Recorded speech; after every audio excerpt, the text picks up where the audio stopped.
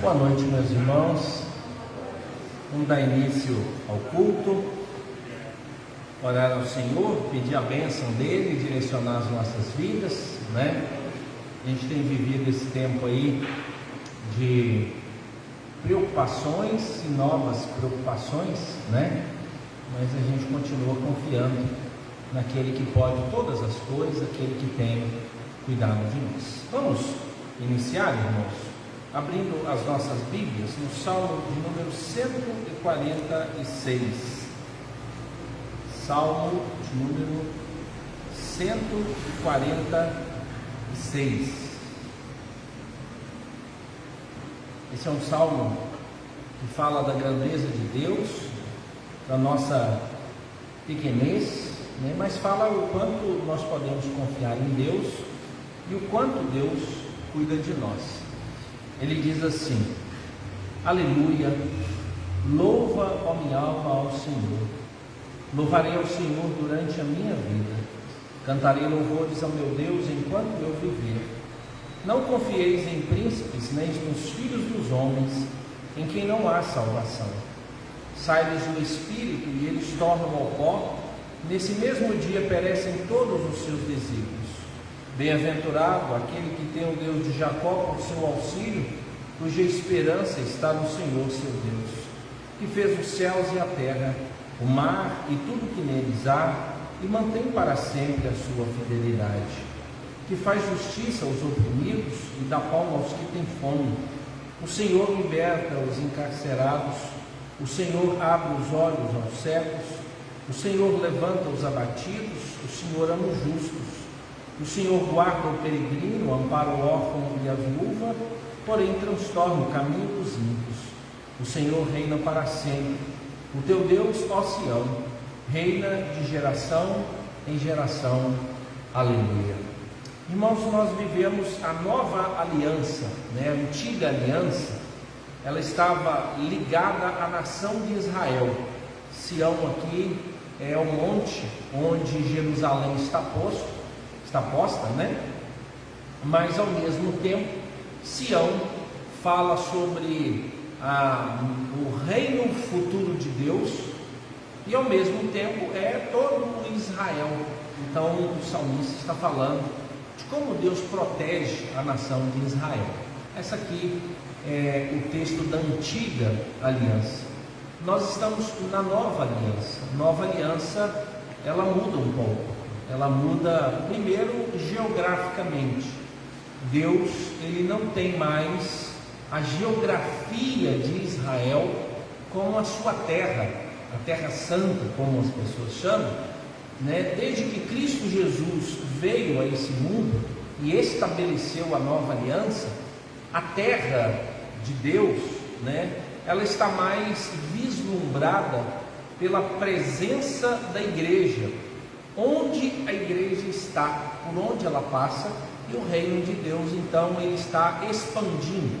Na verdade, Deus tem controle sobre todas as coisas, mas na antiga aliança ele tinha governo direto sobre uma nação, que era a nação de Israel, e hoje a gente tem agora uma ampliação do governo de Deus. Então não existe uma nação ou um povo ou um país que é de Deus. Existem agora pessoas de Deus em todas as nações.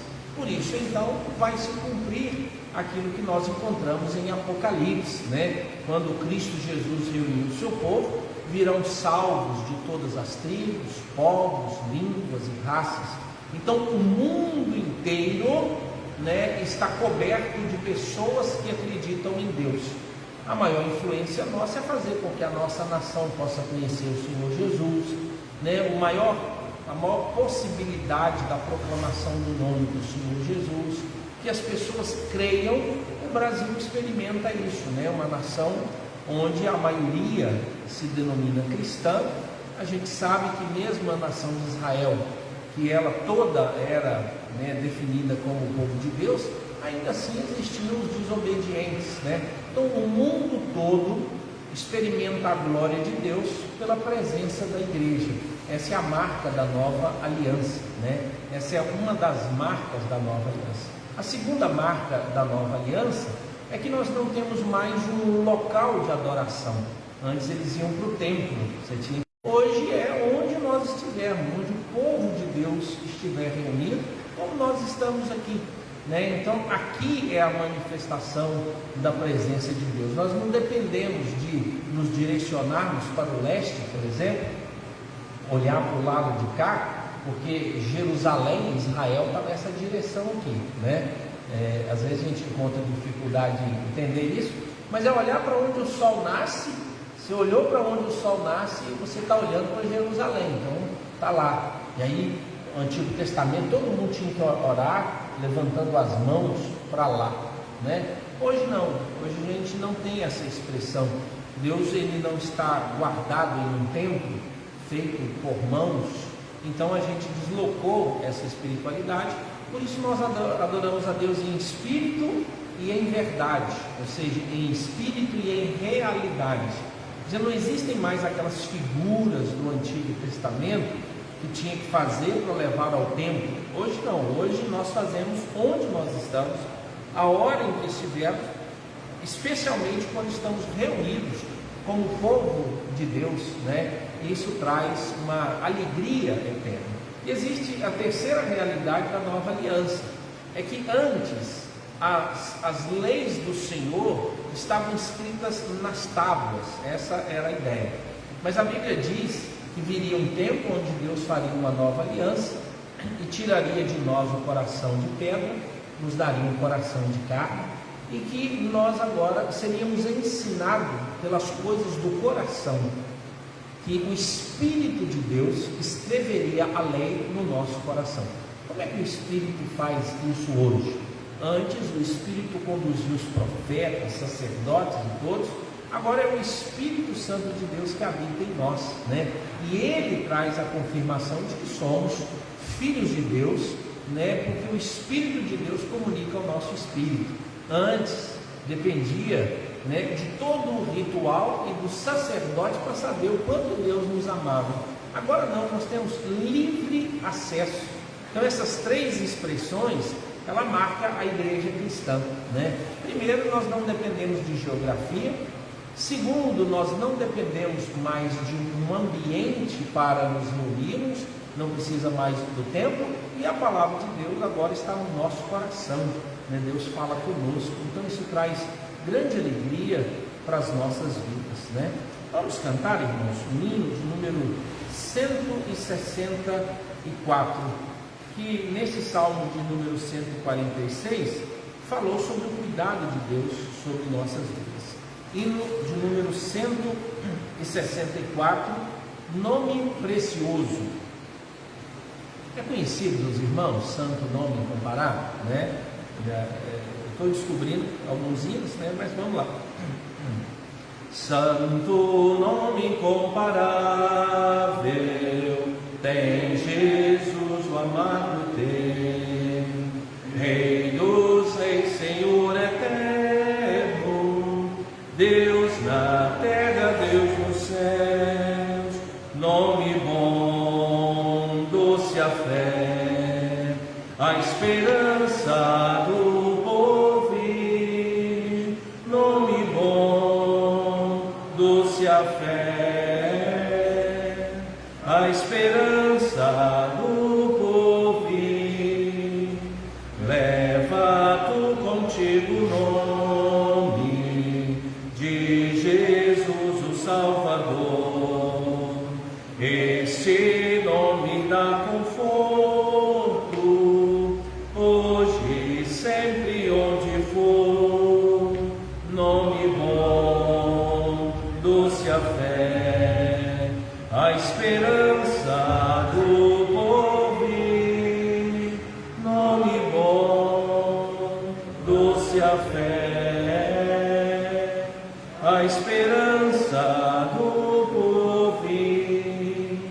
Este nome leva sempre para bem te defender.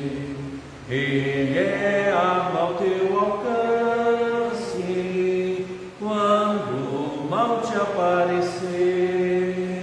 Nome bom, doce a fé, a esperança do porvir. Nome bom, doce a fé, a esperança do porvir. Ó Deus, muito obrigado por todo o cuidado do Senhor sobre nossas vidas, pela realidade da nova aliança, pois agora temos livre acesso ao teu trono. Louvado seja o nome do Senhor por isso. Visita-nos, ó Pai, vê, ó Pai, a nossa necessidade, visita-nos com a tua misericórdia e a tua bondade. Nessa noite, auxiliando-nos, ó Deus, por meio da obra do Espírito do Senhor, nos ensinando. Ó Santo Espírito, fale ao nosso coração por meio da tua palavra. Esta palavra que o Senhor mesmo inspirou e trouxe a nós. E agora que, ó Deus, o teu Espírito nos ilumine, ó Deus, para que possamos entender e que o Espírito do Senhor que habita em nós nos ajude a colocar em prática. Oramos, ó Deus, também pedindo que o Senhor tenha misericórdia das nossas vidas, no tempo em que vivemos. Cuida da nossa nação nas questões políticas, nas questões econômicas e também, ó Deus, nas questões da saúde. Ó Pai, guarda-nos, livra-nos, ó Deus, deste mal. Venha, ó Deus, com intervenção, ó Deus, urgente sobre nossas vidas. Tenha misericórdia de nós. Perseverantemente, ó Deus, temos falado com o Senhor sobre essas coisas. E ajuda-nos, ó Deus, naquilo que o Senhor quer nos ensinar. Queremos continuar, ó Deus, confiando no Senhor, certos de que nada, ó Deus, nos acontece sem que o Senhor esteja filtrando, acompanhando, nos consolando e nos ajudando. Ajuda-nos, ó Deus, na mudança e na transformação do nosso caráter. Clamamos, ó Deus, por aqueles que sofrem e muitos, ó Deus, que estão próximos de nós. Clamamos, ó Deus, pela vida dos nossos irmãos, ó Pai, que têm experimentado um momento de privação por causa, ó Deus, da pandemia, por causa, ó Deus, da Covid, e que o Senhor esteja cuidando de cada um. Abençoe a vida do nosso irmão Ronaldo, tenha misericórdia dele, ó Deus, tendo a confirmação de estar com Covid.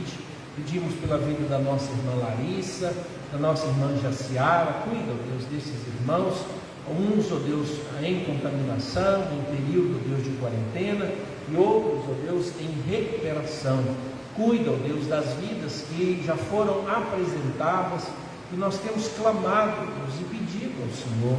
Cuida, ó Pai, da dona Helena, ó Deus, que a mãe do Valmir. Cuida, ó Deus, da saúde dela, que a mão do Senhor, ó Deus, esteja ali presente, fazendo, ó Deus, com que ela possa experimentar esse cuidado e até mesmo cura, ó Deus. Oramos pela dona Irene, ó Deus, a mãe do Leandro. Cuida dela, da saúde, das notícias, que a bênção, a mão do Senhor, ó Deus, seja ali presente, afofando a cama, ó Deus, e fazendo companhia a ela. Oramos, ó Deus, pela vida do pai do pastor Edson, ó Deus, que teve que ser, ó Deus, relocado na UTI, teve, ó Deus, também uma parada cardíaca, e o Senhor sabe, ó Deus, da fragilidade do coração e da saúde, ó Deus, do pai do pastor Edson. Cuida dele, Deus, tenha misericórdia, dá direcionamento e também tranquilidade, ó Deus, ao pastor Edson, aos familiares. Que o Senhor, ó Deus, esteja ali presente.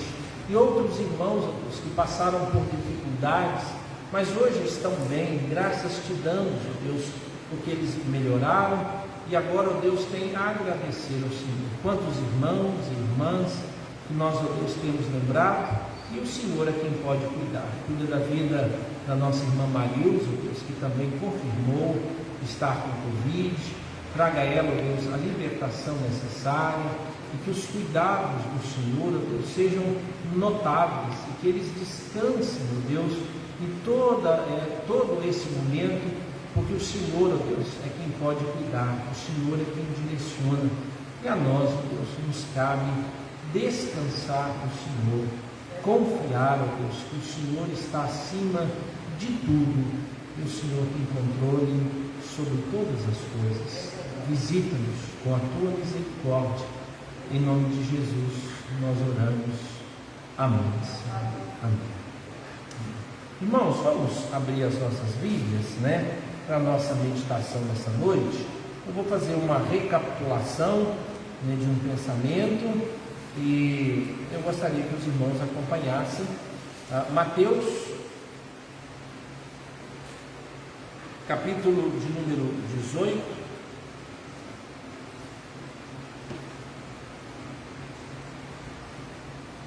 Mateus, capítulo de número 18. Eu vou ler uma porção e depois a gente vai continuar.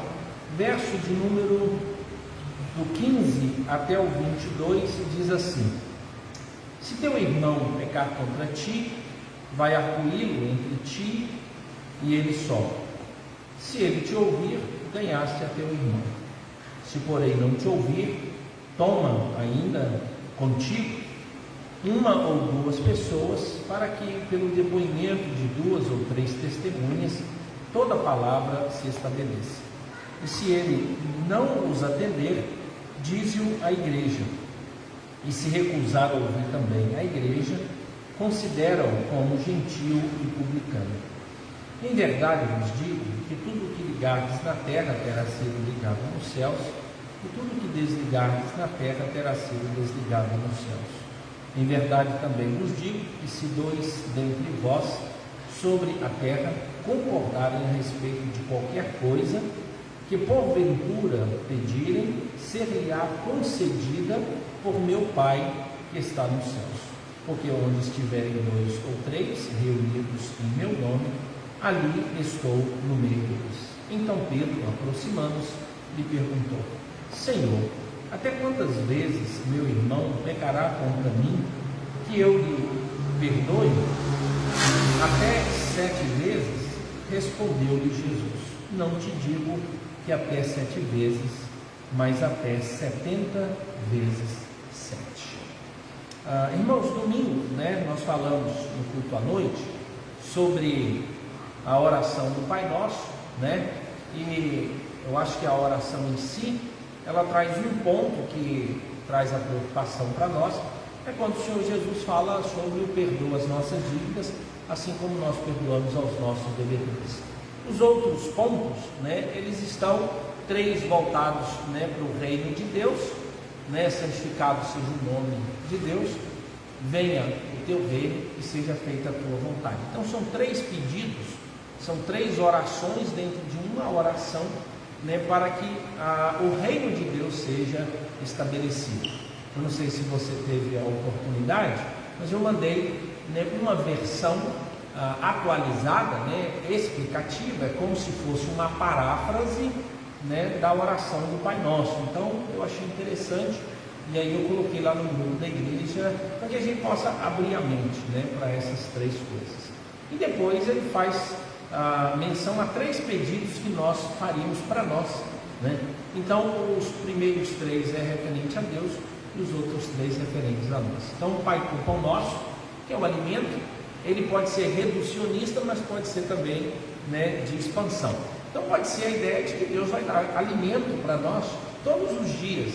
É o pedido que a gente faz. E a gente não deve preocupar com o amanhã, mas às vezes tentando entender que existem outras coisas que são prioridades. Então o Pão Nosso ali está envolvendo tudo aquilo que é necessário para a nossa sobrevivência, as nossas atividades, trabalho, harmonia na família, espiritualidade, então envolvendo essas coisas. O terceiro ponto é: livra-nos do mal e não nos deixe cair em tentação. A gente trabalhou a ideia de que são os desejos carnais, inflados pela ação do diabo na nossa vida. Falei de 2 itens, a maledicência, o uso da língua, e sobre a questão da sexualidade ou exposição à sensualidade.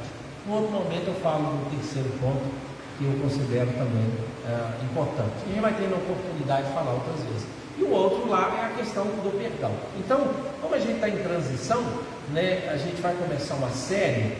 O título, eu ainda estou definindo se é só na quarta-feira ou domingo à noite também. O tema, né, vai ser relacionamentos são mais importantes do que realizações, né, baseado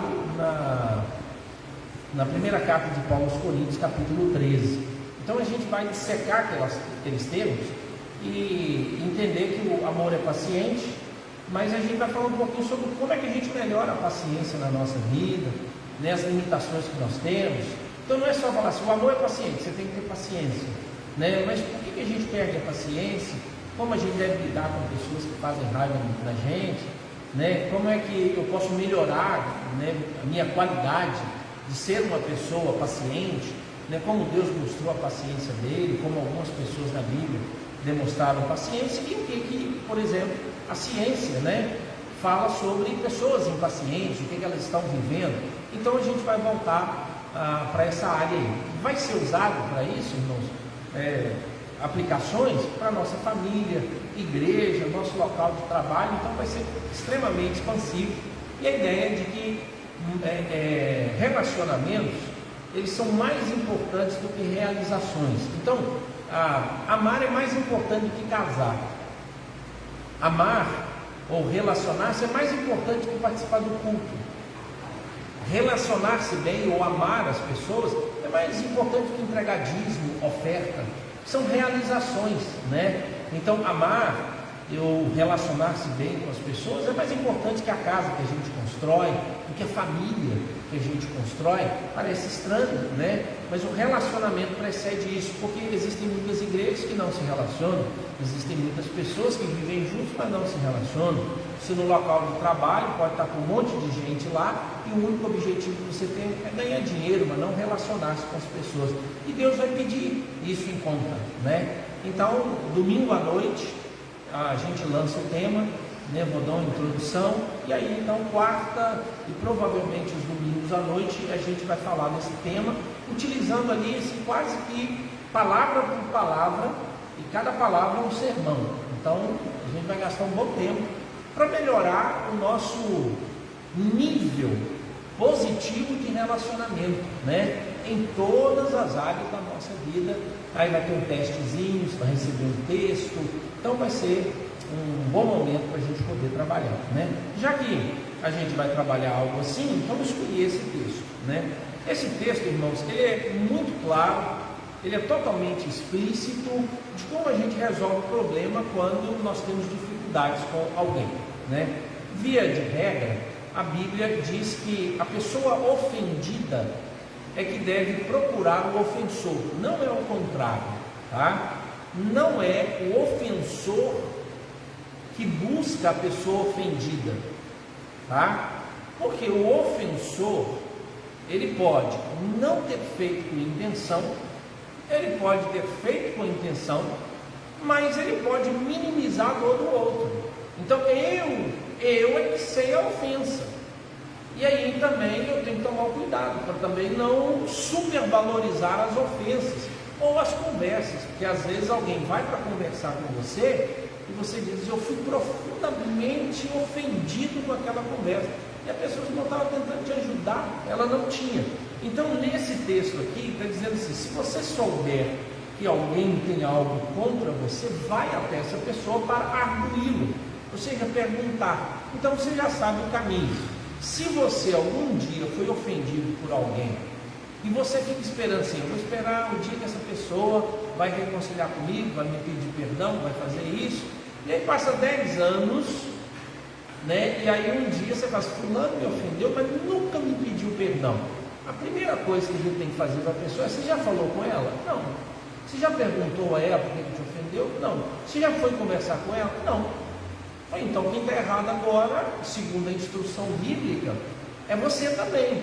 Porque se você guarda mágoa de alguém, porque alguém te ofendeu, e você nunca falou com essa pessoa, nunca procurou essa pessoa e também nunca perdoou e deixou para lá porque você consegue ser maduro e resolver isso, você tem um problema.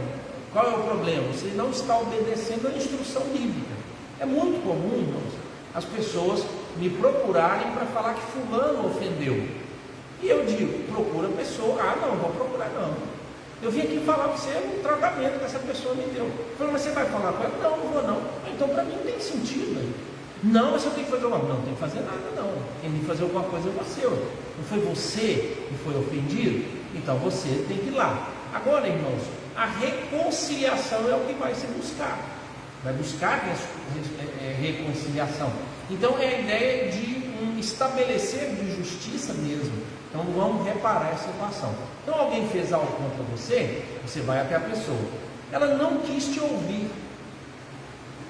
Não quis. Agora sim, pastor, eu já fui. Mas ela não quer me ouvir, não concordou comigo, a gente discutiu, o negócio está feio. Eu queria que alguém mais fosse, para a gente poder sentar e apresentar a situação, né? Aí você leva agora uma testemunha, alguém para conversar. Se você é uma pessoa sem esperta e sabe que outras pessoas já estão envolvidas na situação, a primeira conversa já pode levar alguém. Mas se é algo entre você e ela somente, não leve outra pessoa, não saia por aí contando os perrengues para todo mundo, porque é muito comum as pessoas contarem para 10, mas não falarem com a pessoa que a ofendeu. Ela conta para todo mundo, fulano fez isso. Aí todo mundo, sabe o que fulano fez com fulano? Fulano fez com fulano. Fez com fulano, fulano, fulano. Então como é que você sabe? Fulano não falou. Falou, mas fulano foi lá até conversar com fulano? Não, não foi não. Então é fofoca. Porque quando você conta um problema seu para uma pessoa que não tem nada a ver com o seu problema e nem solução para o seu problema, isso é fofoca, irmãos. Ah não, pastor, eu estou buscando orientação. Então, mas não é isso que você falou. Você vai contar para 10 pessoas que pedir orientação? É, pastor, porque na multidão de conselho a sabedoria. Aí está demais, né? Então, enquanto você não tratar isso, você precisa também não ser maledicente. Porque às vezes a pessoa ofendida acha que tem o direito de fazer tudo, né? É muito comum a pessoa ofendida mandar carta anônima para o conselho da igreja. Anônimo, pastor, eu queria falar que fulano fez isso, ele vive assim, faz isso, ele fez assim comigo, aí você pega a capa e abre assim, não tem nada lá, você não sabe quem foi. Irmãos, o único que quer enganar a gente é o diabo, tá? Então isso não tem valor a ponto de pegar a carta e pôr fogo. Ela não tem significado, ela não tem sentido, não lembra disso. Tanto que ofendeu, quem ofendeu, ele precisa ser chamado à responsabilidade, quanto quem foi ofendido. Ele não pode ser infantil, porque essa história pode virar contra ele. Por quê? Porque na ânsia da vingança, na ânsia de resolver, ele vive um fofoqueiro, um difamador. Não, mas eu falei a verdade. Não quer dizer que quando você fala a verdade sobre alguém, é necessariamente importante, porque você depois vai ter que dar conta disso, e você vai ter que provar essas coisas todas. Então é interessante que quando você saiba, tenha muito claro que alguém lhe ofendeu, o primeiro passo é buscar essa pessoa, buscar reconciliação. Não é justiça para matar a pessoa. Agora você vai ter que fazer isso, porque você está na minha mão, porque se você não... algumas pessoas ofendidas chegam a esse ponto. Ai de você, se não conta com as pessoas, acabou, aí virou outro pecado. Se a pessoa não quis te ouvir, aí você chama outra pessoa. É muito comum nós chamarmos uma autoridade, seja espiritual ou às vezes num local de emprego. Você chama alguém na hierarquia dizendo, olha, eu preciso ter uma conversa com fulano, você que tem maior responsabilidade na empresa, ou você que tem uma autoridade na igreja, ou você que tem uma grande afinidade com essa pessoa, eu queria que você participasse de uma conversa. Eu te conto aqui e eu quero te convidar para ir lá. E aí, irmãos, é muito melhor você tentar razoar com mais uma pessoa, e alguém dizendo, ó, fulano, aconteceu isso, né? O que se espera, né, nessa conversa? Irmãos, a expectativa é essa. Vamos resolver um problema. O problema pode ser resolvido com um pedido de perdão, o esclarecimento de um mal entendido, porque às vezes uma pessoa te ofende por mal entendido. Ela achou que você está envolvido na situação, ou que alguém disse, e daí a pouco disse, não fui eu que fiz. Foi quem? Foi fulano. E aí então vai resolver essas situações e essas pendências todas. E agora existem aqueles que, quando você busca, a situação ela pode agravar um pouco mais, porque agora você precisa encontrar a verdade.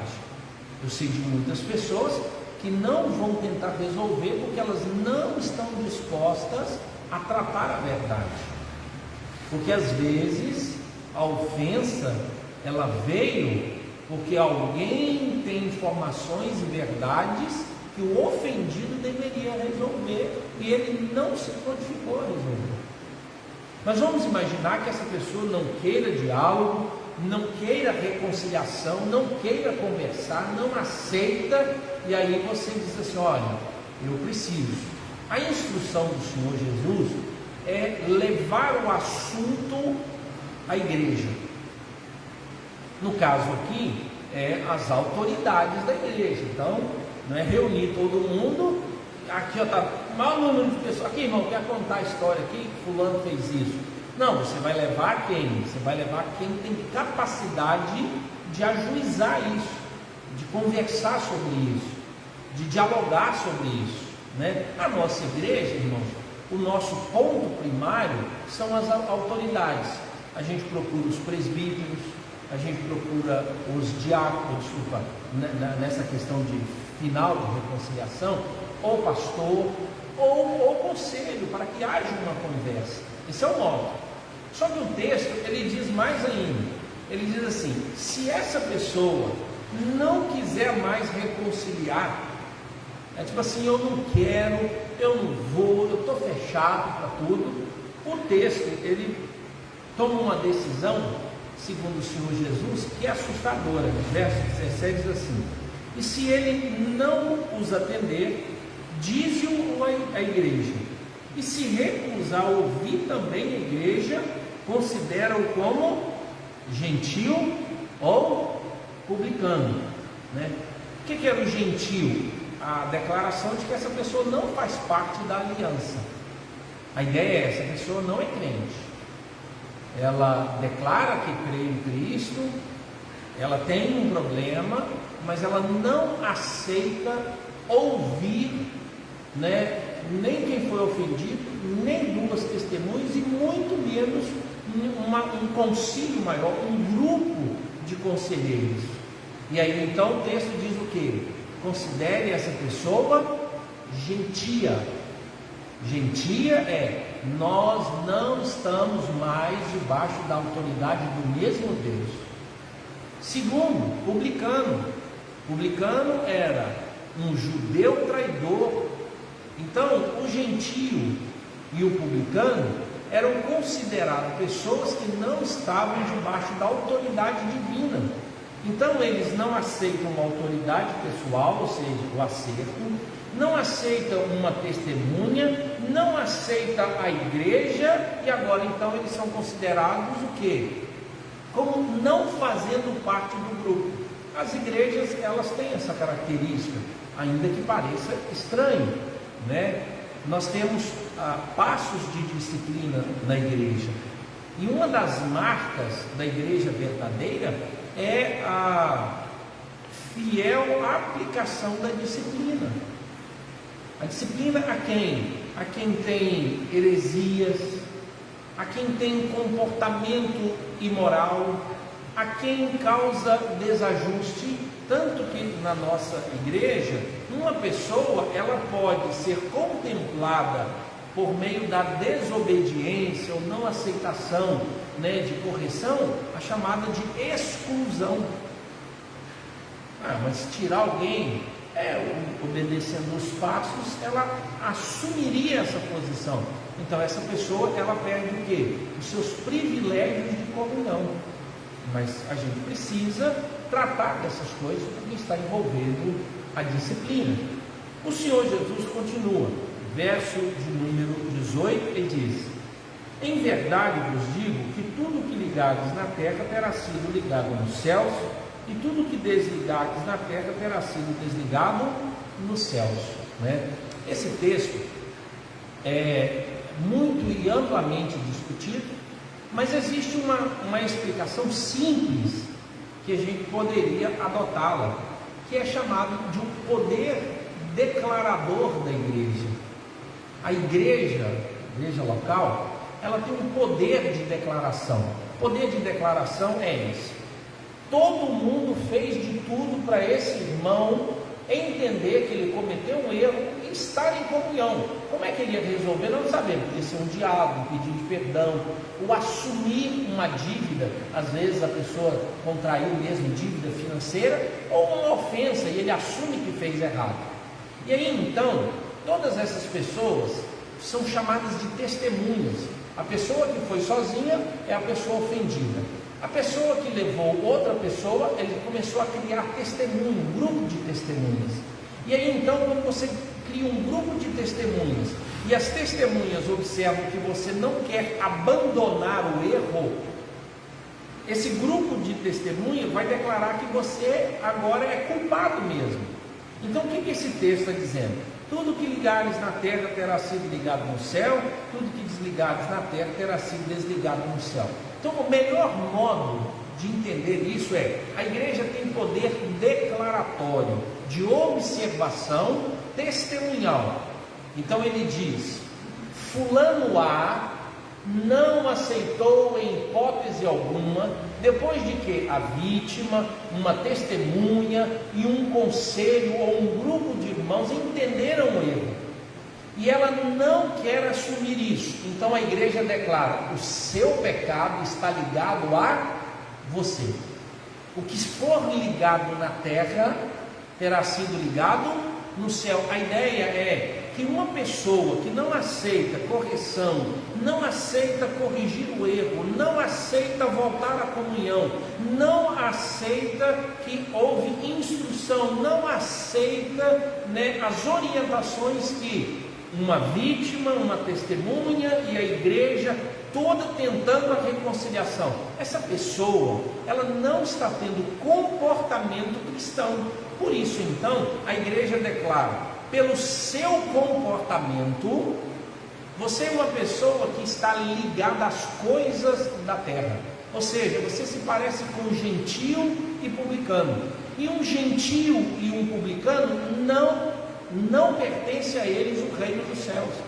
Então é um poder de declaração. Não é dizer assim: você está indo para o inferno porque nós estamos mandando. Não. Pelo seu comportamento, não há possibilidade como igreja de dizer que você é uma pessoa cristã.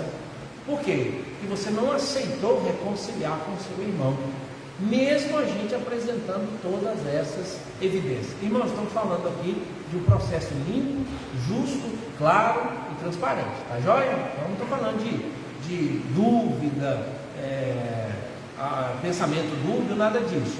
Mas qual é o contrário da frase? Tudo que desligares na terra terá sido desligado no céu. Mas se essa pessoa disser assim: não, eu me arrependo agora, aí disse: então desligado, tá? Está desligado. Tanto é que a gente declara as pessoas arroladas ou não arroladas no rol de membros. E a gente tem a frequência ou a comunhão da igreja à base de saber se uma pessoa está firme na caminhada com Cristo ou não. Por isso então essa declaração: tudo que ligares na terra terá sido ligado no céu, tudo que desligares na terra terá sido desligado no céu. É a declaração. O teu mal está diante de ti, você não quer resolver, então a igreja está considerando que você está tendo um comportamento gentil ou publicano, como se fosse uma pessoa que não obedece às regras divinas. Nós não temos mais compromisso com você. Você agora está sozinho. A ideia é essa. Essa pessoa tem que resolver o seu problema. Aí a gente vai até a vítima e diz: o problema agora é dessa pessoa. Se ela te ofendeu e você buscou resolver e não, ela tem um problema e ela é quem vai resolver esse problema. Por quê, irmãos? Porque alguém pode ter algo contra você porque você ofendeu primeiro. Que na ideia nossa é que se alguém tem algo contra nós é porque alguém nos ofendeu. Mas às vezes foi você quem ofendeu essa pessoa. E aí você descobre que essa pessoa que foi ofendida tem algo contra você. E você quer justificar ou explicar essas coisas. Então a gente precisa lembrar desse princípio.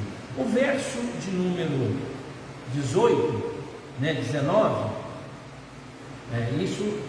verso de número 19 traz agora a realidade da comunhão da igreja. Ele diz assim: em verdade também vos digo, se dois dentre vós sobre a terra concordarem a respeito de qualquer coisa que porventura pedirem, ser-lhes-á concedida por meu Pai que está nos céus. Essa frase, ela é utilizada como uma grande expectativa da gente dizer assim: então pastor, se tiver dois e a gente fizer um pedido tipo, Senhor, cura fulano, então, está aqui, vai ser curado. Irmãos, como esse texto, ele repete em outras ocasiões, o que você pedir você vai receber, peça do Espírito que Ele dá. Ele diz, Deus não nega a quem pede. Todos esses pedidos, eles estão num contexto do reino e da igreja, e não de quesitos pessoais. Então, se ele está falando da questão da disciplina, o Senhor Jesus está dizendo o seguinte, que a oração de vocês juntos, concordando em termos da verdade, a vontade do reino de Deus, ou a vontade de Deus, ela será feita, ela vai acontecer. E esse contexto aqui, ele é um contexto de disciplina. Então está dizendo assim, Deus não estará contra vocês quando vocês tomarem a decisão que eu estou mandando tomar. Podem ficar tranquilos, porque o que vocês estão pedindo, é a ideia de que seja outorgado aquilo que vocês estão apresentando. E o último verso aparece assim: porque onde estiverem 2 ou 3 reunidos em meu nome, ali estou no meio dele. Por que o termo 2 ou 3? Ninguém no período bíblico podia testemunhar contra alguém se não houvesse, ou denunciar alguém, se não houvessem testemunhas. Paulo chega a dizer o seguinte: não aceitem denúncias contra líderes, ou no caso presbíteros, sem que haja ao menos 2 testemunhas. E se você ler a Bíblia, o Antigo Testamento, uma pessoa, para o testemunho dela valer, tinha que ter o quê? Um outro validando. Nunca uma pessoa só, tinha que ter 2 pessoas. Nós vivemos um tempo, irmãos, que a palavra de uma pessoa tomou então grande valor. Mas você precisava então que 2 pessoas pudessem testemunhar. Para quê? Para que você pudesse ter forma de comprovar o que está acontecendo. Então aqui está falando num contexto de disciplina. Essa frase, ela é muito usada em reunião de oração onde tem pouca gente. Você já ouviu? Você vai para uma reunião de oração, aí quando você chega na reunião de oração, aí tem 3 irmãos, aí você fala assim, estava esperando uns 30 aqui. Aí você lembra desse versículo, mas a Bíblia diz que onde estiverem 2 ou 3 reunidos em meu nome, ali estarei no meio deles. Irmãos, não é para isso que esse versículo está pronto, tá bom? Não é. Esse versículo não foi para isso. Eu sei que Deus estará presente, mesmo que não tenha ninguém. Se tiver 1, ele vai estar. Se tiver 2 também. Se tiver 3 também. O que ele está falando aqui é que é o seguinte: sozinho, palavra de uma só pessoa não vale, especialmente no contexto de disciplina. Por isso ele vai dizer, quando vocês concordarem e tiverem feito todo esse procedimento, vai até o irmão, conversa com ele, chama a testemunha, chama a igreja, e aí quando a igreja tomar a decisão, que é uma decisão conciliar, de grupo, Deus aprovará essa decisão. Por isso que ele diz, aquilo que vocês pedirem, eu vos darei. Então aqui ele não está dizendo que vai dar som para a igreja, que vai dar carro para alguém, que vai dar cura para alguém, que vai dar alimento para alguém. Ele não está falando disso. Todo o contexto aqui é disciplina, é de reconciliação. Então o texto não está falando de necessidades básicas, não está falando de enfermidade, ele não está falando de culto, ele está falando o quê? De uma pessoa que precisa ser corrigida, mas não aceitou a correção. Por isso então Deus se associa à igreja, porque essa pessoa está tendo comportamento o quê? De gentil e de publicano, e Deus tem problema com o gentil e com o publicano. Por isso então ele diz, onde tiverem 2 ou 3 reunidos em meu nome, eu estou no meio dele. Ele diz assim, está valendo, pode usar o meu nome, porque eu vou concordar. Lembre-se, irmãos, desde que seja um processo totalmente legítimo. Aí Pedro, perguntador, reclamador, falador, né? Ajuda-nos a pensar um pouco mais. Aí ele disse, mas assim, pastor, e se essa pessoa me ofender de novo? Vamos supor que essa pessoa me ofendeu, eu fui lá, reconciliei, não precisou ir até a igreja, mas na outra semana ela me ofende. Aí, olha o que Pedro pergunta. Então Pedro, aproximando-se, lhe perguntou, Senhor, até quantas vezes meu irmão pecará contra mim, que eu lhe perdoe? Como Pedro sempre adiantando os assuntos, né? Aí ele diz, até 7 vezes? E aí o Senhor Jesus, não te digo que até 7 vezes, mas até 70 vezes 7. Irmãos, a Bíblia não diz, até essa conversa, quantas vezes as pessoas devem ser perdoadas. Ela diz que as pessoas devem ser perdoadas. Os rabinos, estudantes, em Amós, encontra uma expressão assim, Deus perdoará você, primeira, segunda e terceira vez, a quarta não. Então ele disse, Deus perdoará por causa disso, mas não fará mais.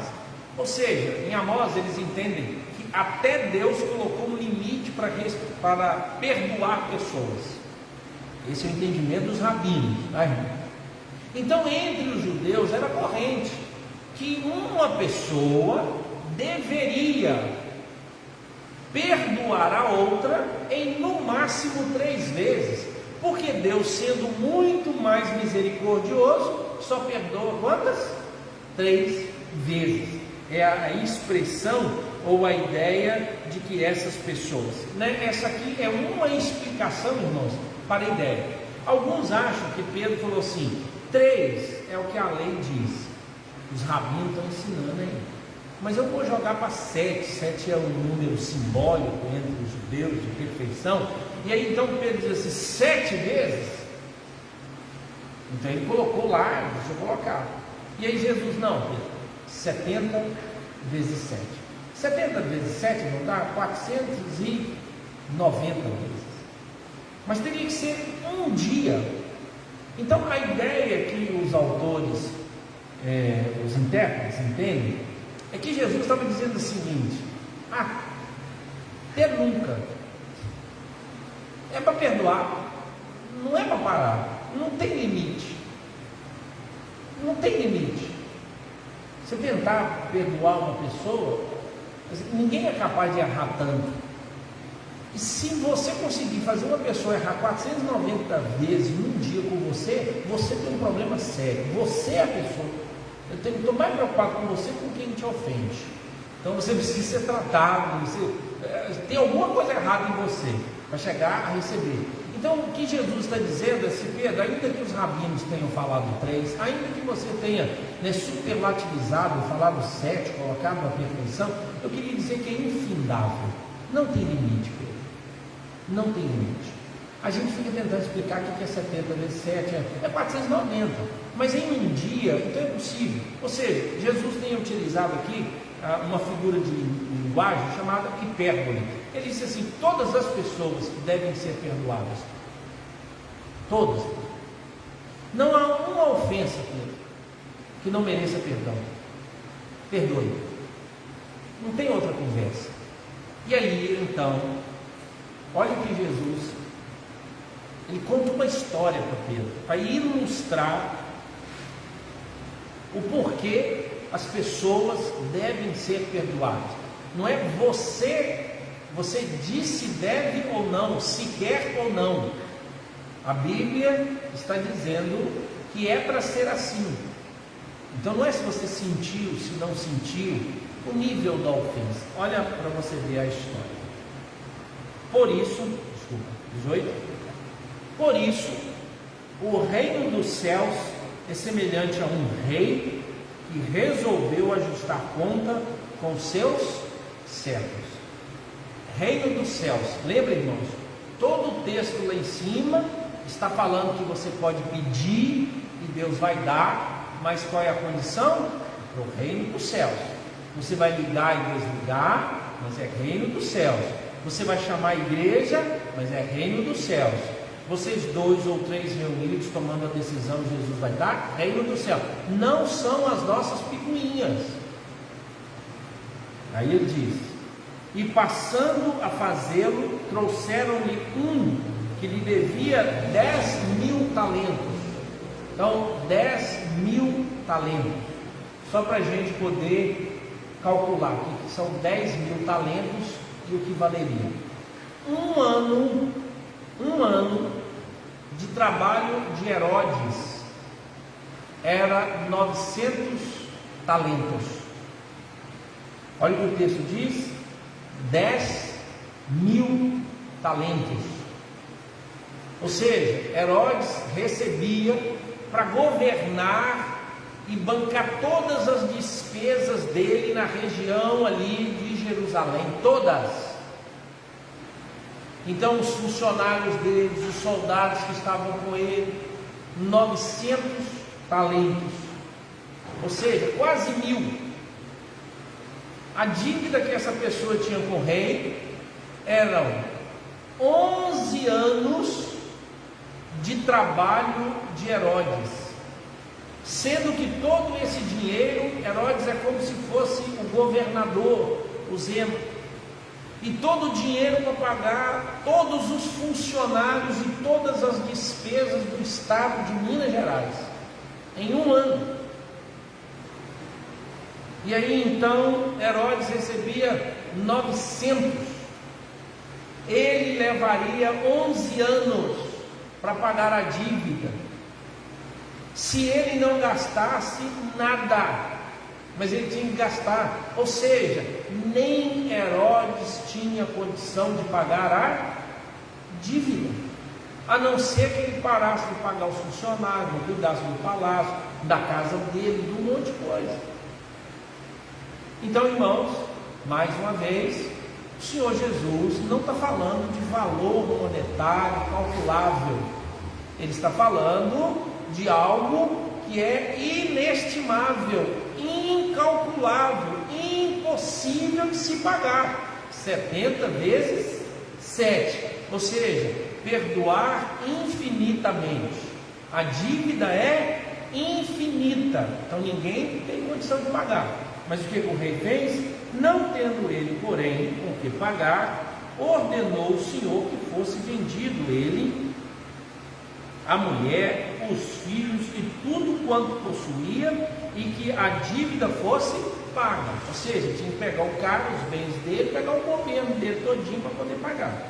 Então o servo, prostrando-se reverente, rogou: sê paciente comigo e tudo te pagarei.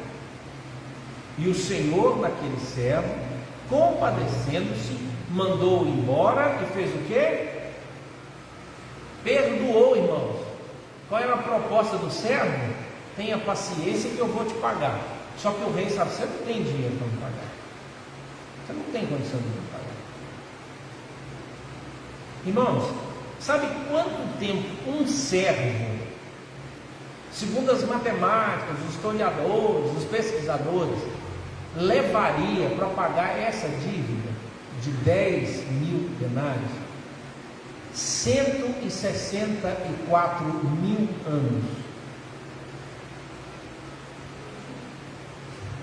Então a ideia, irmãos, é justamente quanto é que um funcionário, um servo recebia um denário por dia. Um denário.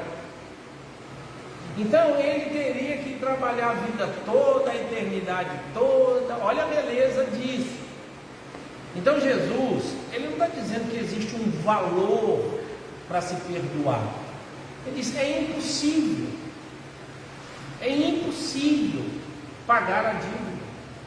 Aí o texto diz, saindo porém aquele servo, encontrou um dos seus conservos que lhe devia 100 denários. Lembra que Herodes recebia 900 denários. No caso aqui, 100 denários. A nona parte, lá da divisão de Herodes, dizendo isso. Entrou, verso 28, saindo porém aquele servo, encontrou um dos seus conservos que lhe devia 100 denários, e agarrando-lhe o sufocava, dizendo, paga-me o que me deves. Então o seu conservo, caindo-lhe aos pés, lhe implorava, sê paciente comigo e te pagarei. Ele, entretanto, não quis, antes, indo-se, o lançou na prisão, até que saldasse a dívida. Como é que você paga a dívida estando preso, né, irmão? Então é mais difícil, né?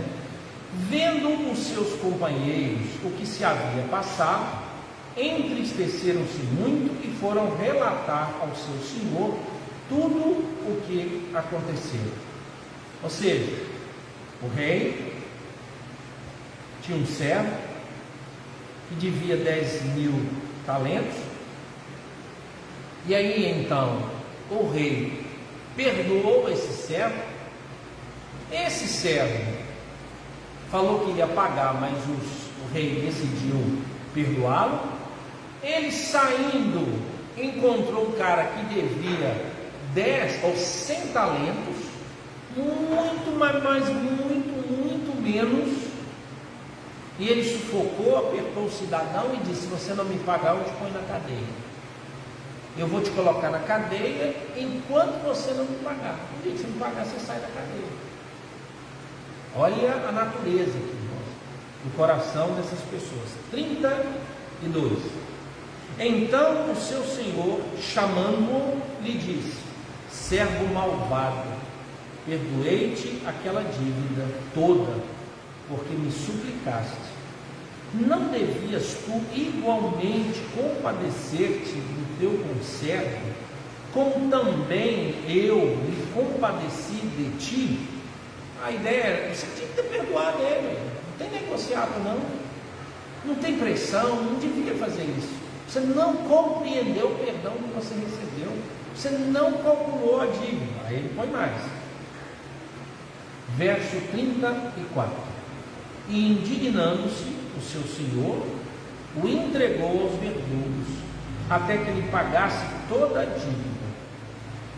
Aqui, irmãos, até que ele pagasse toda a dívida, mas é uma dívida impagável, ou seja, ele jamais sairia da prisão. Então era uma prisão perpétua, estava preso.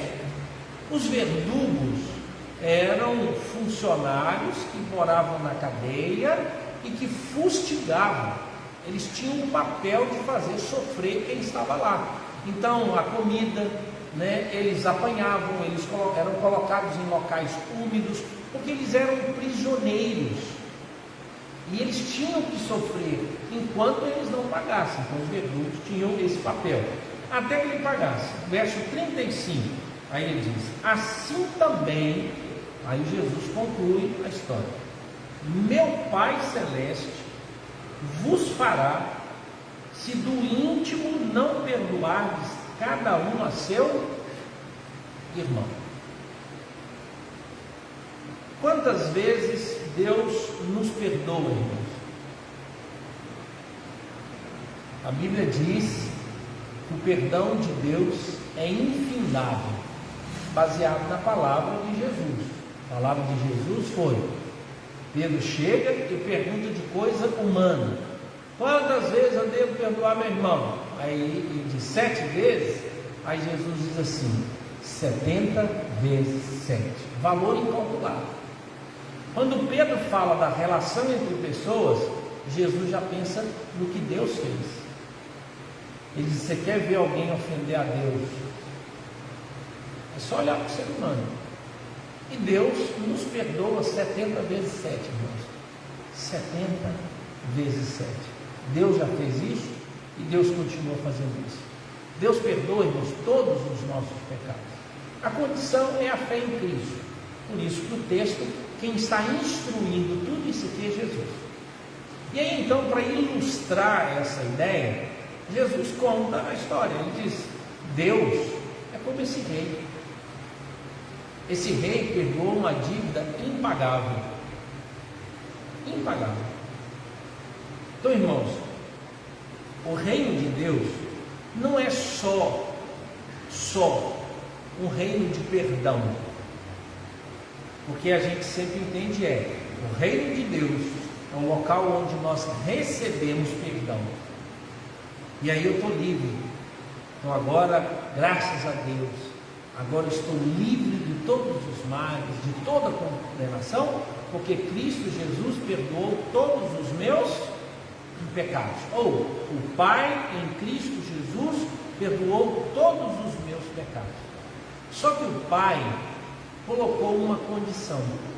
Ele disse: reino de Deus só é perdão para você se você perdoar.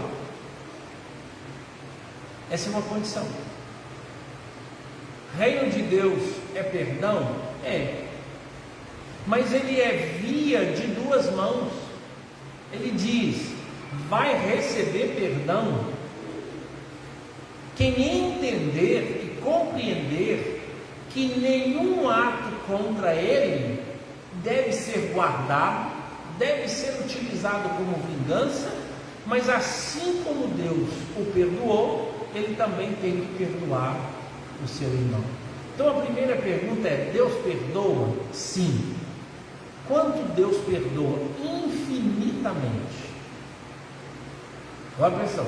Quantas vezes eu, que fui perdoado por Deus, devo perdoar? É na mesma condição que Deus nos perdoou.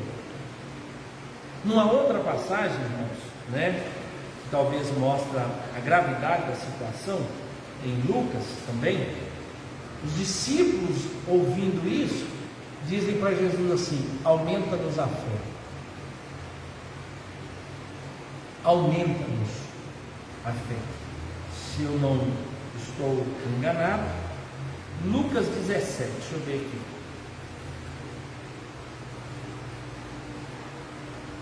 Lucas capítulo 17.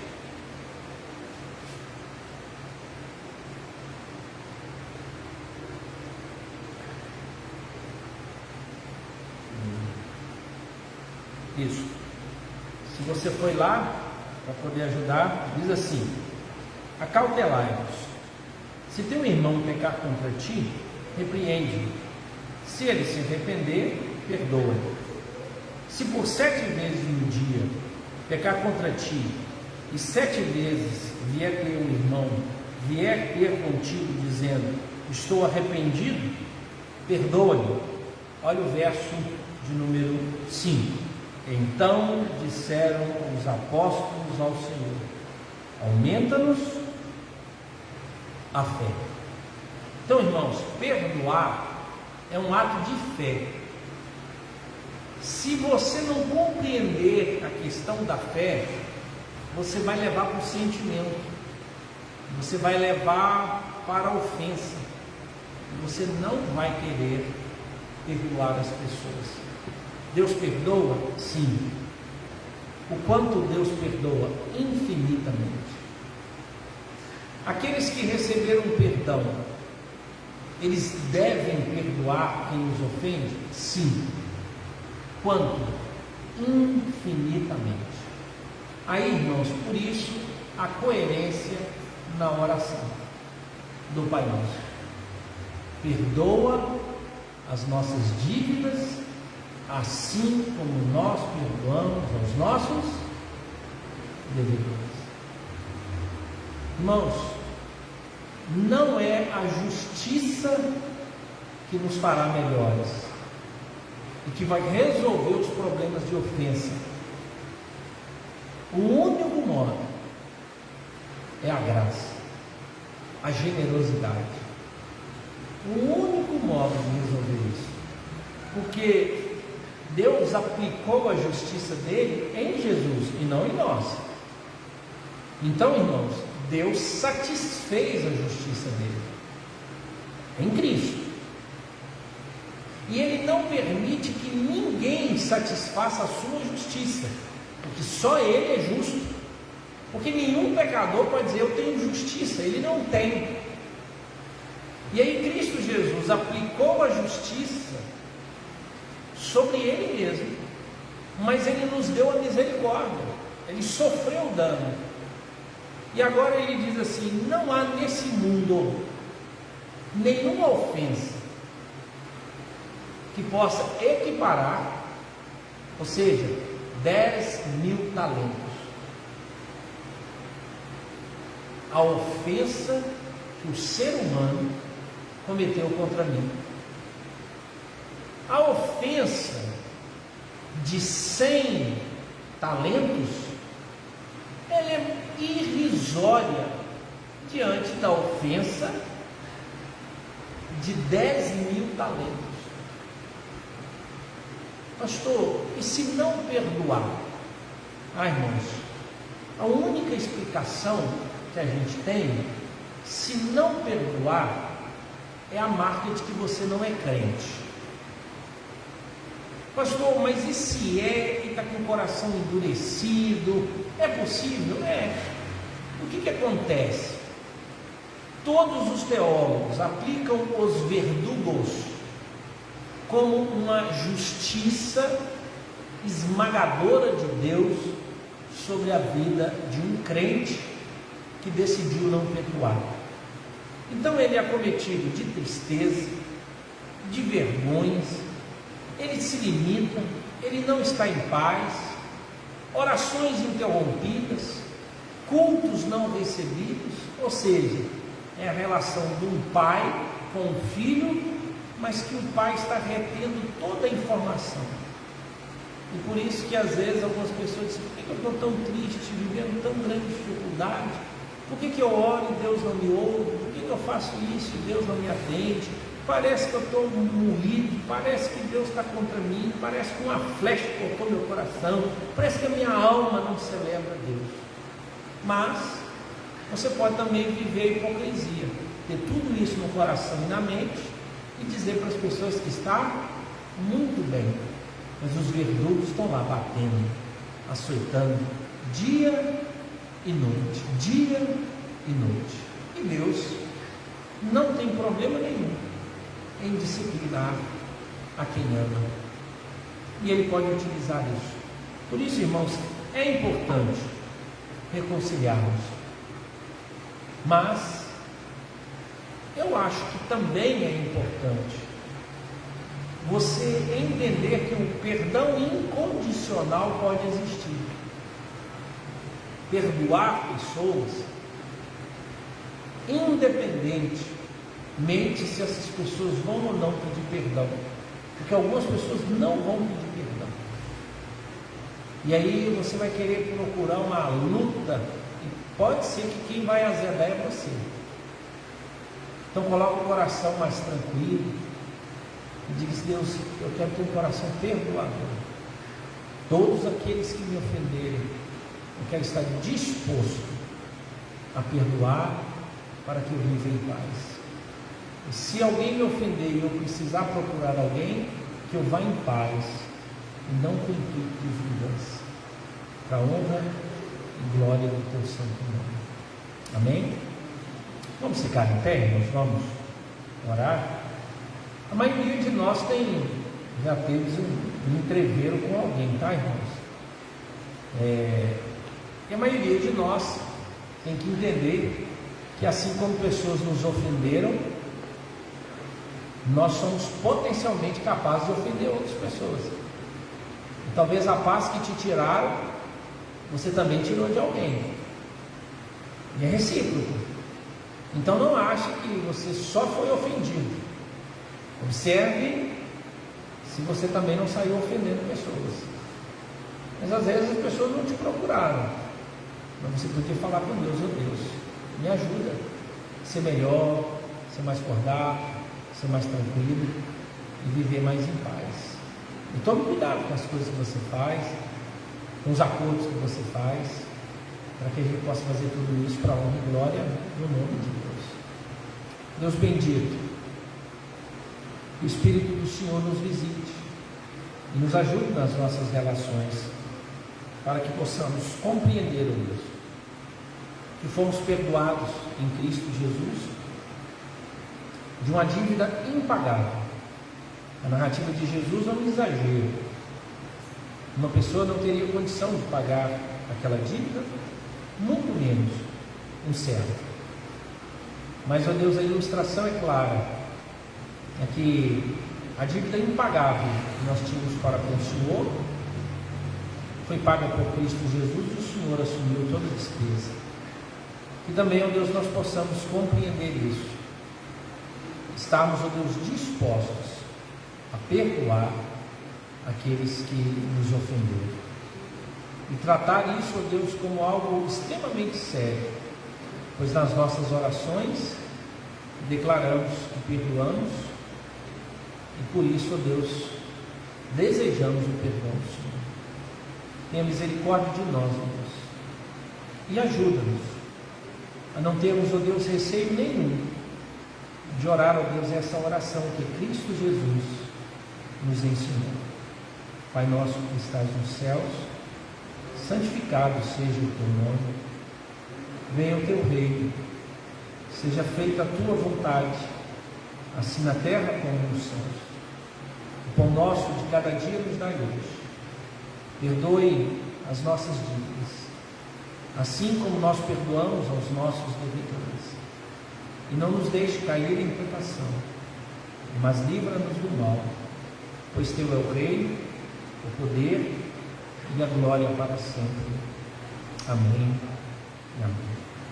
Irmãos, que Deus nos abençoe e que a gente vá para casa perturbados para saber se nós temos problema com alguém para resolver.